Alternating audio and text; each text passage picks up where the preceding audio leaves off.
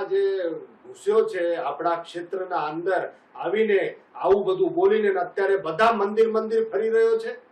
ભગવાન રામનું પૂતળું ને એવું બધું કહીને પોતે રામ મંદિરમાં જઈને સભાઓ કરી રહ્યો છે. અને હું તો એમ કહું છું કે જે પોતાના માતા દીકરીઓને નાચવા વાળી કહી રહ્યો છે, આપણા ભક્તોને હિજડા કહી રહ્યો છે. દરેક ગામના અંદર છાજિયા લેવા જોઈએ બહેનો દીકરીઓએ, અને આને ગામમાંથી ભગાડી મૂકો દેવો જોઈએ. અત્યારે મંદિર જઈ રહ્યો છે કોઈ પૂજારી મુખિયાઓ, હું એમને અપીલ કરું છું કે મંદિરમાં ઘૂસવા નહીં દેતા.